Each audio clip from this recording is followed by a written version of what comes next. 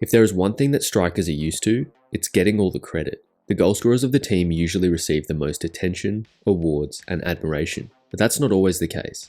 In this video, I'll be ranking some of football's most underappreciated frontmen in 5 different tiers, from criminally underrated to universally loved. Also, due to recency bias, it's impossible to compare how underrated a player is between generations, so every player on this list is born after 1970, beginning with Dimitar Berbatov.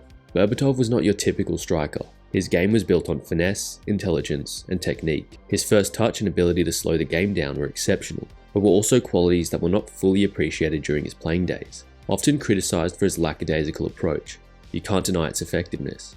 He was named Bulgarian Footballer of the Year 7 times, a record he shares with Hristo Stoichkov, and he won the Premier League Golden Boot once in 2010-11, a trophy he shared with Carlos Tevez. With Manchester United, he won 3 League Cups, 2 Premier Leagues, and the Club World Cup. He's Bulgaria's all-time leading scorer with 48 goals in 79 games, and across his career has scored 258 club goals in 619 games. But is he underrated? I don't think so.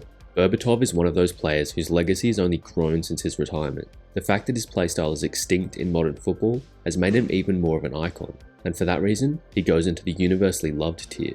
On to another player who is his country's all-time leading scorer. It's Olivier Giroud. With 57 goals for the French national team, he beats out both Thierry Henry and Kylian Mbappe. He's not the fastest or most prolific striker, but his unselfishness and ability to deliver in key moments is what makes him so good. He's been the linchpin to many successful sides, such as France's 2018 World Cup victory, AC Milan's first Serie A title in over a decade, Chelsea's Champions League win, and he was even the top scorer in Chelsea's successful Europa League run. And because he has always been in such high-profile teams, he has slowly earned the respect he deserved as his career went on. With 288 club goals in 736 games, Giroud is respected. Next is Kevin Phillips. Phillips remains the only Englishman to win the European Golden Shoe, which he claimed in the 1999-2000 season by scoring 30 league goals for newly promoted Sunderland. He wasn't flashy, but with 92 overall Premier League goals, he definitely flies under the radar. Onto another Golden Shoe winner, we have Ciro Immobile, who won the award in the 2019-20 season, scoring 36 Serie A goals, equaling the league record held by Gonzalo Higuain. Immobile has consistently been one of the top scorers in Serie A, winning the Golden Boot 4 times. This is a man with 342 club goals in 613 games, who unfortunately is a victim of the Serie A bias, which is the perception that Serie A is less competitive than other top leagues. It doesn't help his case that he has struggled both internationally with Italy and abroad with the likes of Sevilla and Dortmund. But I think people put too much weight on his time outside Italy, and so Lazio's all-time leading scorer goes in severely slept on. Next is Radamel Falcao. Falcao's peak between 2009 and 2013 was incredible. In that 4-season stretch, he scored 151 goals in 178 games with Porto and Atletico Madrid. In the Europa League, he scored 30 goals in just 31 games, winning the tournament twice. In 2012, he finished 5th in the Ballon d'Or rankings. Unfortunately, Colombia's all-time leading scorer has had his career blighted by injury. Combine this with his lackluster performance in England, and you have a legend who flies under the radar. Now on to Edin Dzeko. I don't think there has been a more consistently great striker than Edin Dzeko. He's what every manager looks for in a striker, a reliable source of goals, week in, week out. He has done it all across Europe. He has won the Golden Boot in the Bundesliga and the Serie A, and has won the Premier League twice, as well as the Bundesliga once. No matter what role he's asked to play, he does it without question. From his legendary partnership with Grafite at Wolfsburg, to the dramatic equaliser against QPR before Sergio Aguero's iconic winner, to Roma's Champions League semi-final run, to becoming Bosnia and Herzegovina's all-time leading scorer and leading them to their first World Cup. He is definitely an unsung hero and belongs in the criminally underrated tier. Moving on to Diego Forlan. Uruguayan legend Diego Forlan is called underrated by many, but I disagree.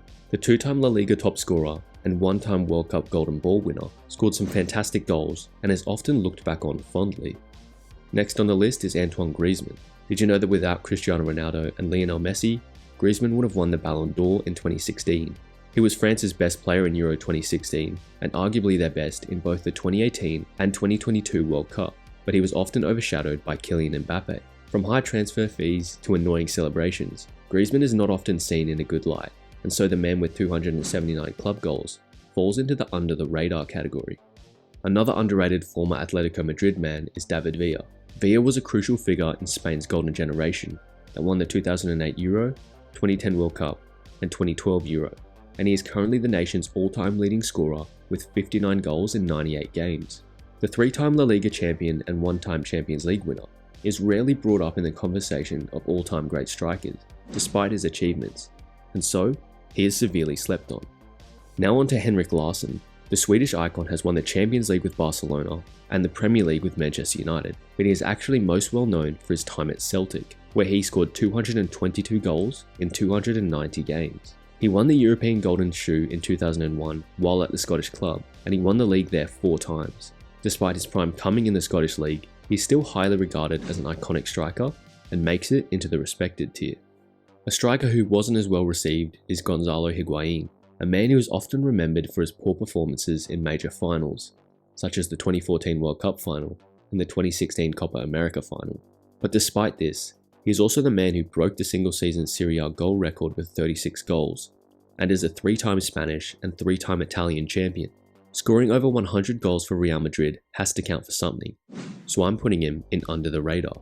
Next up, we've got Andy Cole. Despite being one of the most prolific goal scorers in Premier League history and having a highly successful career, Cole doesn't always get the same level of recognition as other strikers from his era, like Thierry Henry or Alan Shearer. He has won 5 league titles, 2 FA Cups, and a Champions League with Manchester United, along with the League Cup with Blackburn.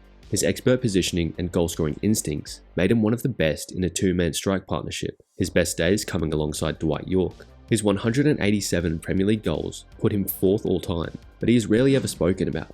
You could say he is severely slept on. Last on the list is the man who is one above Cole in the all-time Premier League scoring charts. With 208 goals, it's Wayne Rooney. England's all-time leading scorer and assist provider, and Manchester United's all-time leading scorer, is an interesting case. Most people seem to fall on the extreme ends of the spectrum regarding his career. He's either extremely overrated or extremely underrated. I happen to be in the underrated camp. The fact he has all these record goal-scoring numbers is insane in itself because he was much more than a goal scorer. He was the ultimate competitor and was versatile enough to be one of the first names on United's team sheet for 13 years. He could defend, he could pass, and he scored some outrageous goals. Like many others on this list, his consistency was taken for granted. Look at anyone's list of a Premier League best 11, and Rooney is nowhere to be seen, and for that, he's criminally underrated. Thanks for watching. Let me know if you'd like to see more tier list videos, and let me know what you agree or disagree with.